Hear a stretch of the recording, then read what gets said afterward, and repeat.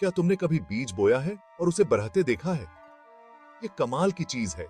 इसे रिप्रोडक्शन कहते हैं, नई जिंदगी बनाना। पेड़ पौधे ऐसा करते हैं और ये हमारे ग्रह के लिए बहुत जरूरी है। पेड़ पौधे हमें सांस लेने के लिए ऑक्सीजन देते हैं। ये हमें खाने के लिए फल और सब्जियां देते हैं। पेड़ पौधों के बिना हम जी नहीं सकते। इसलिए प्लांट रिप्रोडक्शन को समझना बहुत जरूरी है। इंसानों और जानवरों की तरह पेड़ पौधे भी अपनी प्रजाति को आगे बढ़ाने के लिए रिप्रोड्यूस करते हैं। जरा सोचो, अगर खूबसूरत फूल या स्वादिष्ट फल न हो तो दुनिया कैसी होगी? इसलिए प्लांट रिप्रोडक्शन बहुत मायने रखता है। इस चैप्टर में हम सीखेंगे कि पेड़ पौधे अपनी नस्ल कैसे बढ़ाते हैं। तैयार हो जाओ प्लांट रिप्रोडक्शन की इस अनोखी दुनिया को जानने के लिए। पेड़ पौधों के पास रिप्रोड्यूस करने के बहुत से तरीके होते हैं। एक तरीका है सेक्सुअल रिप्रोडक्शन, बिल्कुल इंसानों और जानवरों की तरह। इसमें बीजों का इस्तेमाल होता है। दूसरा तरीका है असेक्सुअल रिप्रोडक्शन।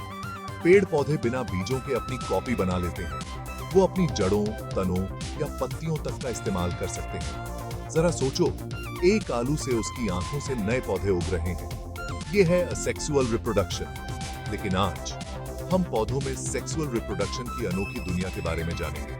तो अपने अपने साइंटिस्ट वाले हैट पहन लो और चलो फूलों, पराग और बीजों की दुनिया में डुबकी लगाते हैं। हमारे शो के स्टार हैं फूल। ये छोटे छोटे कारखाने जैसे होते हैं जो बीज बनाते हैं। आओ टीम से मिलते हैं। सबसे पहले हमारे पास हैं बाह्य दल, जो फूल के रक्षक होते हैं। फिर पंखुड़ियां, जो परागण करने वालों को आकर्षित करने के लिए चटकीले रंगों से सजी होती हैं। अंदर की तरफ हमें मिलते हैं पुंकेसर, जो नर भाग होते हैं और इनमें छोटे छोटे परागकण होते हैं। और आखिर में बीच में होता है स्त्री केसर, जो मादा भाग होता है और इसके नीचे अंडाशय होता है। हर हिस्से का एक खास काम होता है। इन्हें समझने से हमें यह समझने में मदद मिलती है कि पेड़ पौधे बीज कैसे बनाते हैं। भाग 4, पराग का बड़ा रोमांच। मधुमक्खियों और हवा के साथ एक सफर। अब बात करते हैं पराग की। वो छोटे छोटे कण जिनमें नए पौधे का राज छुपा होता है। बीज बनने के लिए पराग को पुंकेसर से स्त्री केसर तक जाना होता है। इस सफर को परागण कहते हैं और इसमें पौधों के कुछ मजेदार मददगार होते हैं। मधुमक्खियां, तितलियां, यहां तक कि हवा भी पराग को एक जगह से दूसरी जगह ले जा सकती है। वो फूलों के चटकीले रंगों और मीठे रस की तरफ आकर्षित होते हैं। जब वो फूलों का रस पीते हैं तो उनके शरीर पर परागकण चिपक जाते हैं। फिर वो दूसरे फूल पर जाते हैं और अनजाने में ही पराग को स्त्री केसर तक पहुंचा देते हैं। इस तरह किटन चीपी प्रकृति मिलकर काम करती है। भाग 5, अंदर का जादू। एक बीज के अंदर एक छोटे से पौधे का निर्माण। एक बार जब पराग स्त्री केसर तक पहुंच जाता है तो असली जादू शुरू होता है। इस प्रक्रिया को निषेचन कहते हैं। परागकण के अंदर नर युग्मक होता है और स्त्री केसर के अंडाशय के अंदर मादा युग्मक होता है। जब ये दोनों मिलते हैं तो मिलकर एक युग्मनज बनाते हैं, जो नए पौधे की सबसे पहली कोशिका होती है।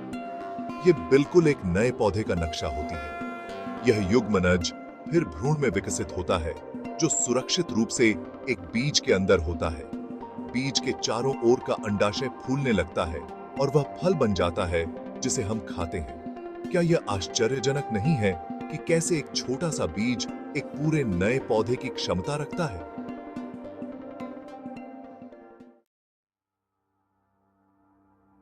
भाग 6, बीज से अंकुर तक। फिर से शुरू होता है चक्र। बीज पौधे के बच्चे यानी भ्रूण के लिए एक छोटे से सर्वाइवल पैकेज की तरह होता है।